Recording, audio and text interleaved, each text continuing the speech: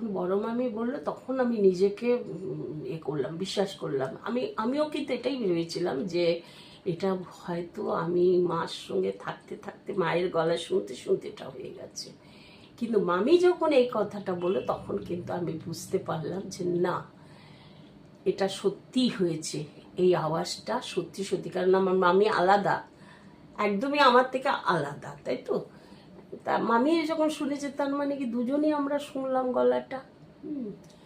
তা এই জন্য আমি বলছি যে এই যে আমি যে চ্যানেলটায় দেখলাম যে অভয়ার আত্মাটাকে এনে তার সঙ্গে কথা, মানে সে অনেক কষ্টের তার আওয়াজটা বেরোচ্ছে, সেটা কিন্তু সত্যি ঘটনা, একদম সত্যি। কারণ আমার জীবনেও এরকম ঘটনা অনেক ঘটেছে।